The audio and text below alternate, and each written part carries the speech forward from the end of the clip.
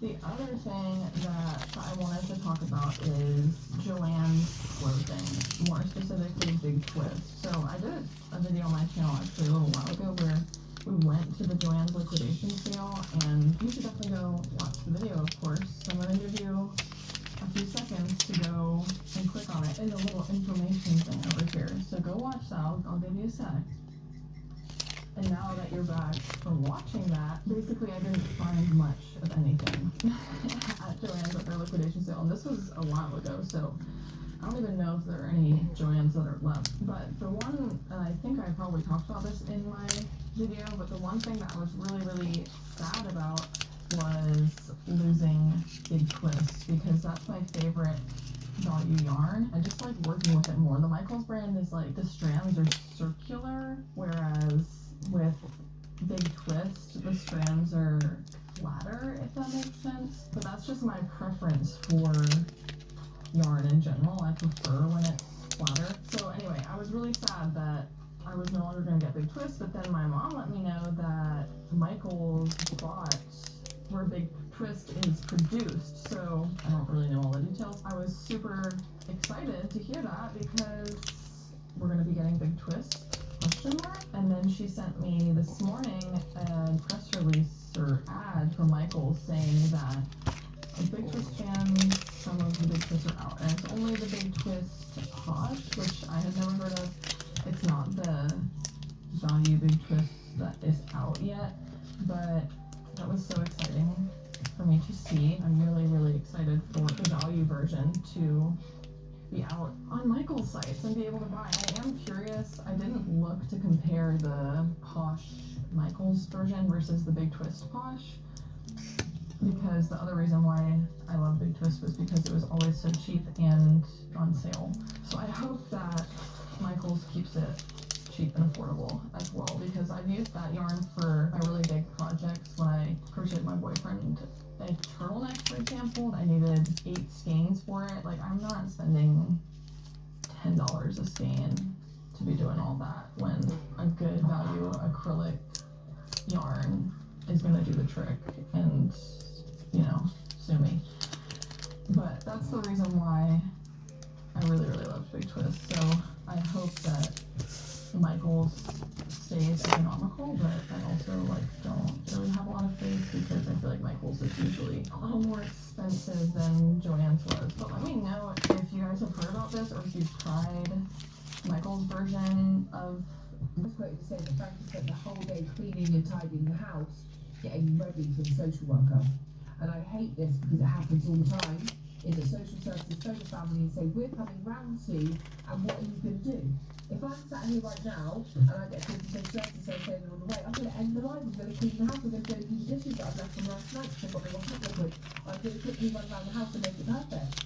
So you're just alerting the child and you go, quickly cover up what we've done. It's disgusting. So Frankie cleans the house, tidies the house, covers up bruises, puts nice clothes on her, and gets ready for social services. The assessment report didn't show any child protection concerns because of this. I only mentioned that permanent accommodation would be needed because they didn't have permanent home at the time. But they say that the case is closed. They've met the little girl, she's in a tidy home, there's food in the fridge, they're all happy at that point. It should be, it always should be. It should be an unannounced visit, especially your first visit. You have a report, you shouldn't even phone the parents. You turn up at the house and see what's truly going on. Between February and April 2020, Frankie asked her grandparents to take Star in because she could no longer cope with her. And this happened around the time that her relationship had been on and off with Savannah. Now, every time the family said they would take Star in, by then, she changed her mind and refused to hand Star over because Savannah did not want Star to leave the family home. Now, I wish at this point this could be the end of the story, right? Frankie can't cope, the grandparents take in Star, and it's all over. And this isn't what happens.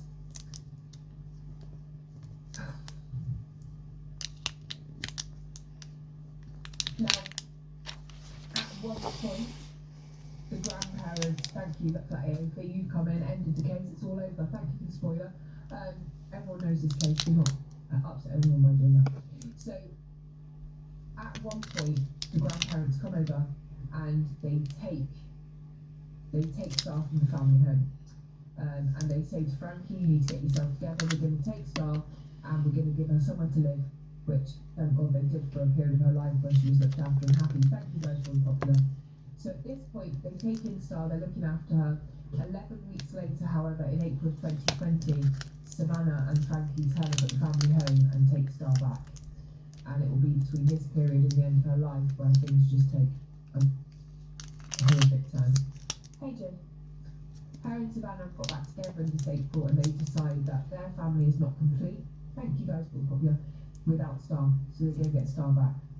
Frankie's defence team in court told the jury that Savannah was abusive and controlling, and due to personal experience, that she kind of had no choice but to allow Star to be abused. I never will buy that. Never. She was 16 months, Linda. Now, I absolutely believe that Savannah was also abusing Frankie, but to me that's no excuse. You should have protected your child. Thank you, Jade. You should have protected your child. You also did not have to go and get Star from the family home. When you got back with Savannah, which was your choice to be with an abuser and your choice to get back into that relationship, and I know what it's like to keep going back to an abuser. I did it myself. I never would let my children be hurt though. And you could have said, we are gonna be together. We're going to be together, but I'm not going to go and get Star back. Like, she's happy and safe with my parents. You could have done that. Now, a lot of people, including Frankie's family, during the court process, said that Frankie wasn't a violent mum, but she was a lazy mum. So almost like she couldn't be bothered. Hey, Lucy, are you okay? Happy birthday to that one for yesterday. I forgot to text you yesterday. Hey, Lady Lucy. They almost kind of tried to say, like, Frankie's not abusive, but she probably was too lazy to stop it. Now that's way beyond lazy for me. The parents, and I'm not going to get too much into some of the issues because it's so awful, but they were taking part in cruel pranks with Star and they were filming it and they were sending it to people on social media and their family and friends and stuff because they thought it was funny. So they were forcing Star to stand up for hours and she wasn't allowed any food. And then they would let her sit down for a minute, but then take the chair away from underneath her. And the great grandparent, thank you. They would do things like that and cause her to fall.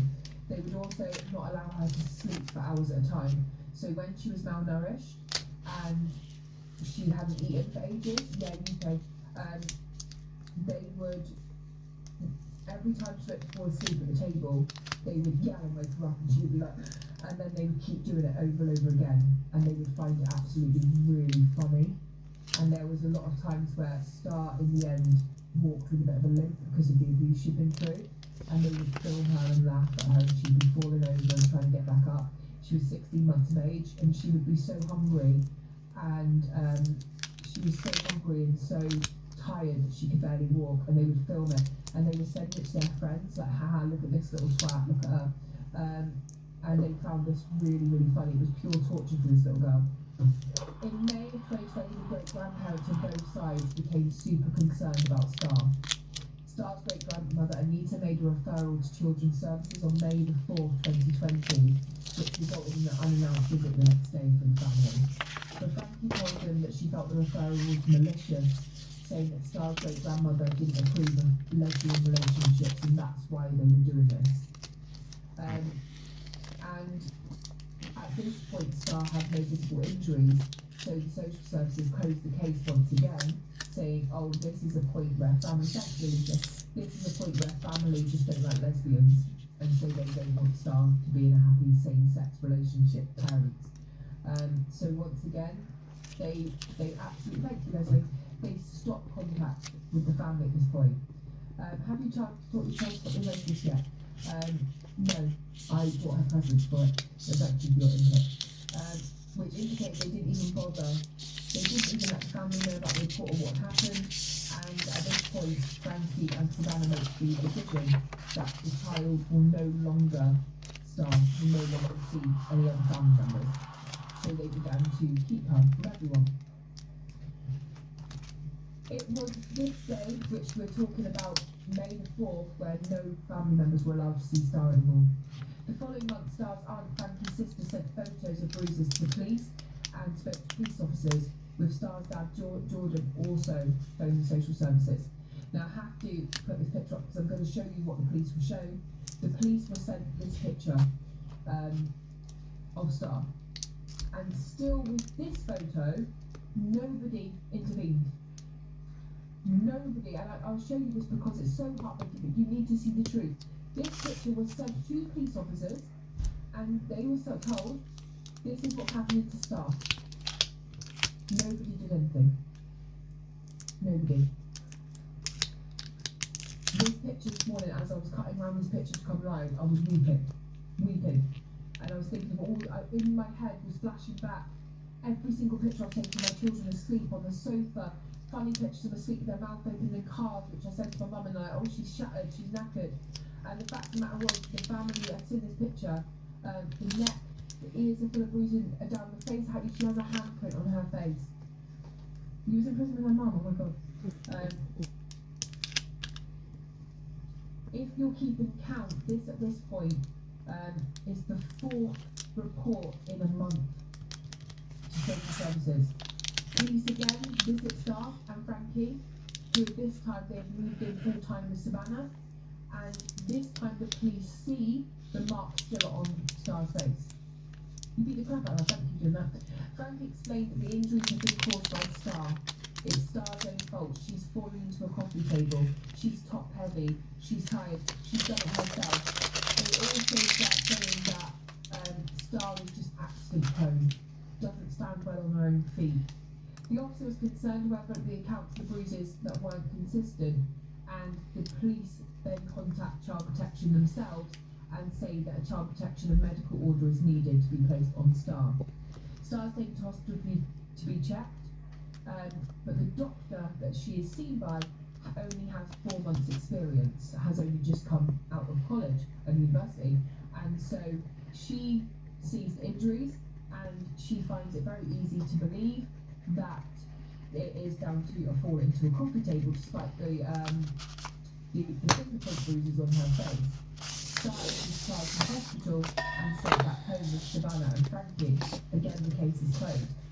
Referral number 5 comes only 2 days after that hospital visit, when a friend of Frankie's mum calls to social services after bumping into the family at a barbecue.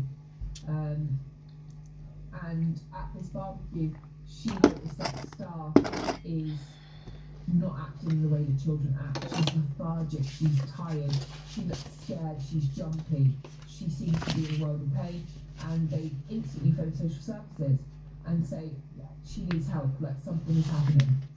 It was supposed to be investigated, however, they don't come out and see Star, and on the 16th day after that report is made, they just closed the case without ever knowing anything of Star. In late August, early September, Star was being looked after by a family friend, and they noticed bruises all over Star's face and inside her inner ear, and that looks like finger marks, self-soothing almost, from trying to stop herself reacting to pain. And we see this in a lot of small children. Anxiety in adults is terrible, right? Try being a 16-month-old who doesn't understand what anxiety is, but still feeling like you're biting down on the inside of your mouth to avoid the pain that's coming and the anxiety you feel at just being alive. I can't even imagine what Star was going through, to feel like her life was so ruled by fear and pain that she was constantly biting down, that was bringing out ulcers and blisters in her mouth. Again, the GP says get an emergency appointment and advise them to ring 111. A trial report read from early September 2020, it's clear that Frankie slipped inside a doctor to prevent professionals and family members from coming into contact with Star. A GP called Frankie on the 7th of September, and she said, sorry, it's okay, Star's now back to normal. After their first professional saw Star or had contact with her again before her murder on the 22nd of September 2020. It was the fact of the victim social services that was drawn at close by day that Frankie had actually scheduled, which social services replied, thanks for letting me know, we can do next week instead. Now, I'm sorry, but in my opinion, and from everything we see in these cases, Children who are taken out of school or avoid appointments because they're being abused, especially when you already know this is a child who's been reported to you for been abused and you've been told several times. Now you're getting cancellation of appointments. It's a part of this when you don't do certain things. Had that social worker done that appointment on that day, she would not be dead. Because you would have gone out that day and you would have seen the state of star that was in, and she would have gone into an ambulance to the hospital instead of dying. You permitted her to die because you literally let her fall off the radar. Photo taken during this period was discovered by police during their investigation. Shows a sad scar with multiple bruises on her legs, arms and face.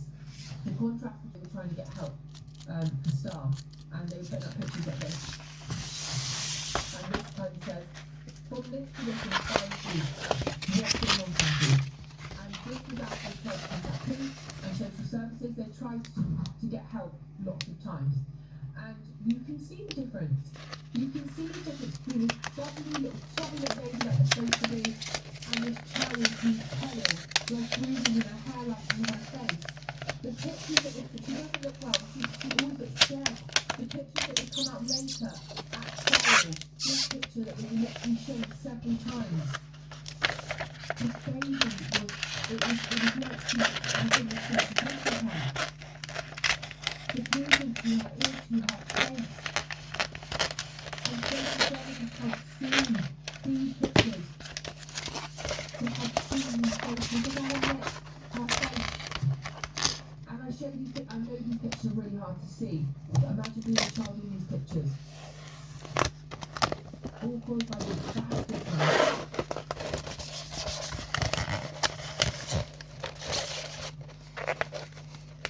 You know, the most harrowing CCTV I've ever heard about, which was shown in the court, was absolutely horrific. So Savannah, being so controlling of the relationship with Frankie, was going to work at a recycling centre while she was a school girl. And she would refuse to leave Star at home, so she would take Star to work with her. And she would leave her strapped in her car seat for the entire day. And Star would stay in the car while she went home with her mum. Now, Savannah would return to the car several times throughout the day to punch Star in the face or stomach before leaving the car again. Now, this could be seen on September the 13th, just days before she would die, where Star would be physically assaulted 21 separate times throughout that day. 21 times she would return to the car to punch a little baby who was 16 months old, who was strapped in the car seat, unable to move. She would hit her in the face, in the stomach, and at times in the foot, while the 16-month-old baby, who was underweight, pale and abused, was strapped into a car seat. This CCTV showed her come back to the car, her pull back her fist, her punch, her slap, and then leave the car and go back to work for another hour, and return in again. You have to be the most sickest cunt in the world to keep being at work and thinking, I'm going to return to the car to do this. Like, why would you feel so much hatred towards this baby? And I ask that if anyone's in jail in Savannah, kettle water, sugar, do what you've got to do. I don't care what that's inciting, or you can film it, make videos, please do. This was a baby. Return to her cell day in, day out, and just keep doing it. Give this woman what she did. And her mum. You didn't protect her. Please go back. Go back, let her recover, go back again. Like she did to this baby, who could never ever defend herself. And if this woman ever walks back there, I hope she meets the exact same shit that they Star got. Strap her into an adult baby seat, keep going back, let her know what it's like. It's absolutely brutal. Clips of this footage is available online. I have seen clips of it. I watched it after the trial, and I tell you, it's so brutal when you know that there's a baby strapped into the back of that car seat. What I found even more brutal is Star doesn't cry. She gets to a point where she doesn't cry anymore. Now, thank you, Lord. There is really a thank you so much. There is really a point in child abuse where children become so used to it And children learn normally, like the kind of growth of the child is that I cry, my mum cries, my mum makes me feel better, or my dad, and so next time I'm feeling down, low, hungry, I'll cry again. That's how children work. And everyone here who's been a parent can understand that when your baby cries, you're like, either she needs to change something, she needs some milk, or she wants some comfort, right? So we go through all those things. I'll check your bum, check your hungry, we do all those things, and then we comfort our baby, the baby stops crying, and then we hear the baby cry again. When a child's abused, and they no one comes in and they cry, they stop crying, because they're like, this doesn't work, I don't get any comfort, so I just don't cry anymore, because it's how your body works. And start when I cry, I don't get any comfort, so I'm not going to cry anymore. That breaks me down, like you don't even react anymore, stuff, because you've become so used to this abuse that it becomes part of your life. Thank you, Lily.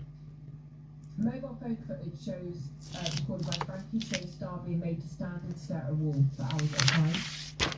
Frankie also liked to film Star crying and screaming, and then she would send it to Savannah at work, who would then message Frankie and say, good girl, keep punishing her.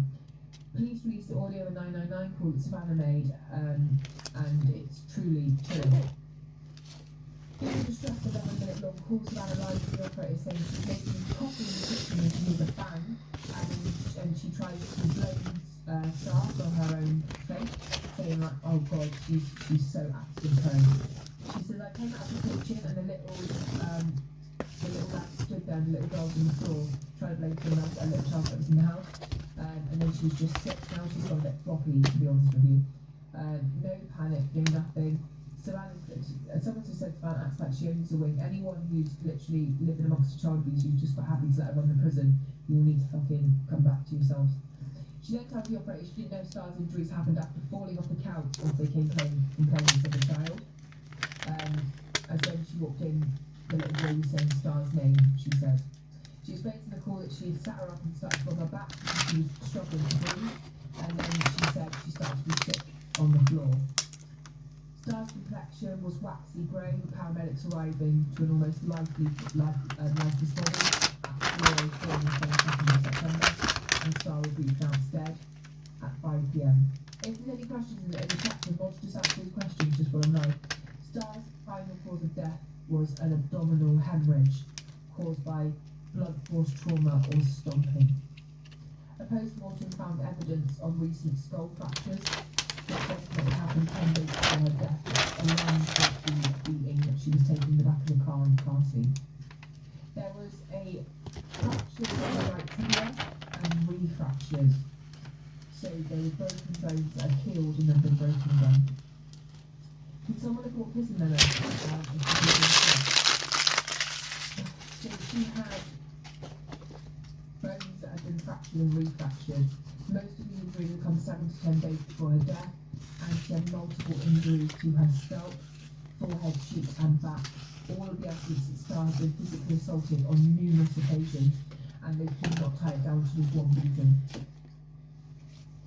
She suffered a laceration to her liver, damage to her bowel, and bruising on the inside of her pancreas and lungs. The extent of trauma needed to bruise your internal organs, style prison. I can't even describe to you the extent of injury that would cause injury to your external. The brute force would be an adult wearing some kind of steel toe food and stomping on your insides. That is the only thing that could have caused those injuries. A lot of them was also to full blows to her stomach while she's in a car and unable to move. That is literally, you've got to think how small a 16-month-old is, especially one that's underfed. And Savannah was beating them like a full-grown man. She was beating Star that way. Her injuries were the worst I've ever seen in any child abuse case. Worse than baby kid, like the internal injuries to be able to inflict someone's insides. Her injuries were so catastrophic that the doctors said we didn't even have 1% chance of saving this baby. She was unsavable. She lost 50% of her blood through being kicked, punched and stomped on. And when on the stand, the doctor was said, was this equivalent to a high impact car accident? He said, not even. I don't know a crash that could have caused these injuries. I don't know of a fall or crash that could have caused this awful injuries. He couldn't describe it to anything. And I told you, in most cases of beaten deaths, they will always say, likened to a high impact car accident or a fall. At this point, they said we don't have anything to compare it to. It's not comparable to any other case.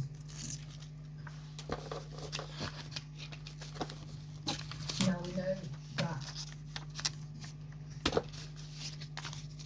know that in the end, reports so Frankie got 8 years for allowing the death of the child. That was later changed on appeal to 12 years. Ridiculous. Savannah got 25 years. So the mum in Rock Hill Jail. It came out afterwards that Star was failed 6 times by social services, 3 times by police, twice by doctors. Star's wider family would not listen to. They sent in videos of what had happened to her.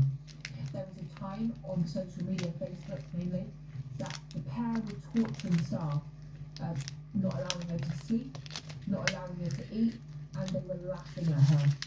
And they were posting it on Facebook in a private little group, and people were mocking it. People didn't report these videos. There was 50 adults at one point in one of these groups, and they were sharing videos of Star sat in a high chair, falling asleep like this, and they go, wake up!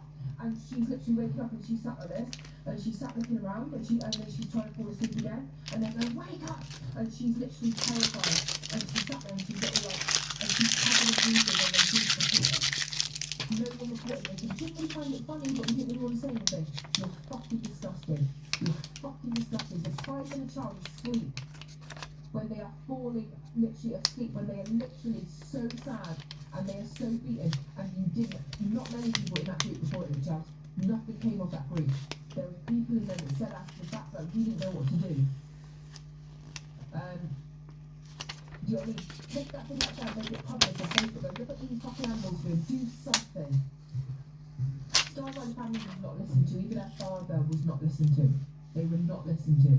They tried so many times, they reported it, they showed the bruises, they posted about it, they tried to do everything. Even the domestic abuse between the adults had been reported to children's social work and social care in January 2020, and again in May. Again, no one did anything in the home. So now you have 6 reports made to social services about the child, 2 reports made about the domestic abuse. You've done nothing, no one has. Julie told us the search history on Frankie's phone revealed that she had searched for how to bring a baby out of shocking babies at 3:34 on the day of Star's death. Now that tells you that an hour and a half before Star died, she was already dying, and you didn't do nothing. You Googled it instead of phoning an ambulance. You Googled it instead of phoning an ambulance. If they had phoned a whole hour and a half earlier, maybe Star could have been sent. Maybe she could have been sent.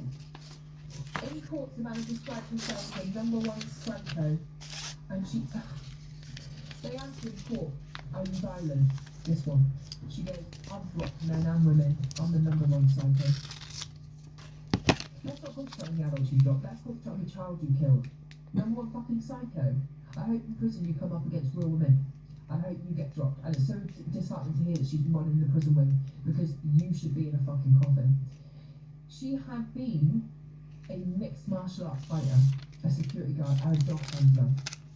And it was that brute strength, the MMA fighting, the security guard training, and the dog handler experience that you used against a 16-month-old baby. I can't even believe nothing screaming already, absolutely sick. She was a lethal weapon. At one point it came across as bragging when she told the jury about the extent of her punching power. The court heard how she was obsessively jealous that she owned that, and that she was physically powerful, violent and controlling. And she literally said to the jury, I can knock anyone out with these fists. You killed a baby. You killed a fucking baby. Like, I don't care about your punching power. Your punching power caused lacerations to her bowel. Your punching power caused her internal lungs and liver to have splits in and be bruised on the inside. So I don't give a fuck how hard you can punch, love. On another day of the trial, for a video link, Savannah could be heard laughing, repeatedly yawning, grinning and chatting to Frankie off camera while they both laughed together. At one point she was seen taking a surgical glove out of her pocket and blowing it up throughout the trial. She didn't really care. At Frankie's sentencing, when it was read out that she's got 8 years, she sobbed and smiled to hear that she had been cleared of murder and was just going to be found guilty of allowing the death of Star. She was initially, like I said, sentenced to 8 years, which was then put up to 12 years on review. Savannah simply smiled when she found out that she had been sentenced to a minimum of 25 years. Several calls have been made since Star's death for social services and for the police to face some kind of disciplinary over what they allowed to happen. However, this will never happen. Bradford Children's Services gave a feeble apology for Star's death and said, "We will learn lessons in Star's name. This still has not happened. Other children since died." A review panel said in 2020 that Bradford Children's Social Care was a service in turmoil, where staff were working too long and had too many cases. We hear it all over and over again. They also said that Star's case was handled by a newly qualified social worker and had no managerial support, so it wasn't her fault. Frankie's dad, Star's grandfather, died of an overdose in 2021 because he could no longer deal with what happened to Star, and he felt like the family had been ignored and that Star had been allowed to die, and he lived with that video playing on repeat in his head because with the bruises and everything else. And when I show you pictures like this, it breaks your heart. But imagine being her grandfather. Imagine being her grandfather and knowing this happened to her and you couldn't help her.